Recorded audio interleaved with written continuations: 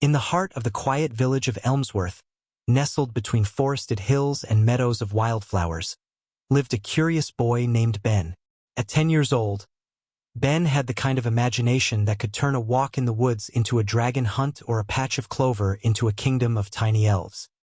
He lived with his grandmother in a little stone cottage at the edge of Greenwood Forest, a place whispered about in the village for its age, mystery, and unusual quiet. Ben loved the forest. Each day after school, he'd drop his satchel on the cottage porch and run into the woods with a sandwich, a flashlight, and a notebook filled with sketches and notes about birds, bugs, and strange shapes in the bark of trees. One afternoon, as golden sunlight filtered through the leaves, Ben wandered deeper into Greenwood than ever before. The air grew cooler, the shadows longer, and the trees thicker.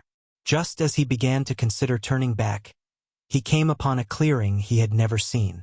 At the center stood a giant tree, so tall its crown vanished into the sky. Its bark shimmered faintly, as though catching light from a hidden sun. Its roots curled over mossy stones, and its branches stretched like arms toward the heavens. Ben stood in awe. "You're new," said a voice. Ben jumped.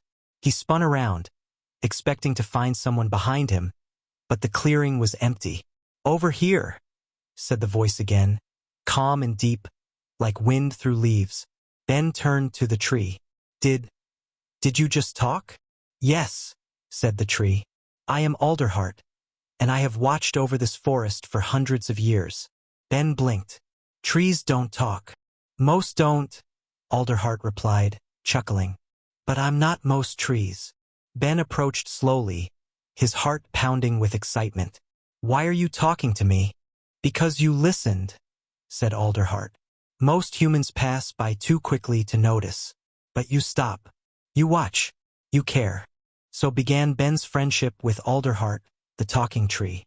Each day after school, Ben visited the tree. He shared stories about the village, school, and his dreams of adventure. In return, Alderheart told Ben about the forest, the migrations of deer, the language of crows, and the secret paths of foxes. The tree knew things no one else did. It spoke of seasons past, of the time when wolves howled at the moon and bears danced in the snow. "Why don't you talk to anyone else?" Ben asked once. "Humans forget how to listen as they grow," Alderheart said. "They become too busy, too loud." Ben promised never to forget. One crisp autumn day, Alderheart grew quiet. Ben noticed the tree's bark had dulled and its leaves fell faster than the others around it. "Is something wrong?" Ben asked. "The forest is in danger," Alderheart said. "A man from the city has bought the land. He plans to cut down Greenwood." Ben felt as if the ground had fallen away beneath him. "But he can't. This forest is special." "You're special. To you, perhaps. But to him, it's just timber." Ben clenched his fists. "I'll stop him. I'll tell everyone." "Few will believe you," said Alderheart gently. "But truth has power. Find the stories in the roots and the voices in the wind. Help them remember." Ben ran back to the village. He tried telling his grandmother, who gave him a hug and told him he had a wonderful imagination. He told his teacher, who smiled but shook his head. So Ben tried another way. He began writing stories about the wise tree who remembered the forest's history, about the animals who gathered beneath its branches, about the boy who listened. He read them aloud at school. He posted them on the village notice board. He asked his classmates to draw the animals and plants he described. Slowly, the stories spread.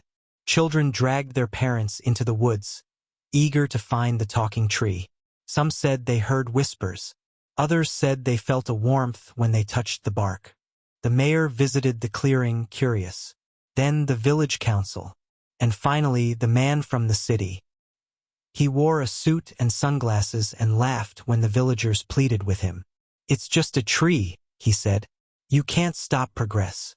But Ben stepped forward. "This tree is older than your buildings. It remembers more than your maps. If you listen, really listen, you'll hear it." The man raised an eyebrow. "A talking tree?" Ben nodded. "Put your hand on the bark. Close your eyes." Grumbling, the man did. For a long moment he stood still. Then, strangely, he pulled his hand away and said nothing. He returned to the city that evening. Weeks passed. No machines came. No trees were cut. One day, a letter arrived at the village hall. The land had been donated back to the village. It was to become a protected forest sanctuary. Ben rushed to Alderheart. The tree's bark shimmered brighter, and the air around the clearing hummed with life. "You did it," Alderheart said. "You helped them remember." "I just told your story," Ben replied. "Sometimes that's all it takes." Years later, Ben grew up to become a forest ranger.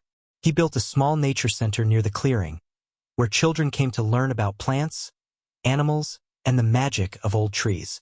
Some claimed the tree still whispered to those who listened. Some said they saw a boy with a notebook, sitting beside the roots, writing in the golden light. And if you visit Greenwood Forest today, and wander far enough, you may find a great tree whose bark shimmers faintly. Put your hand upon it, listen, and you just might hear the voice of Alderheart.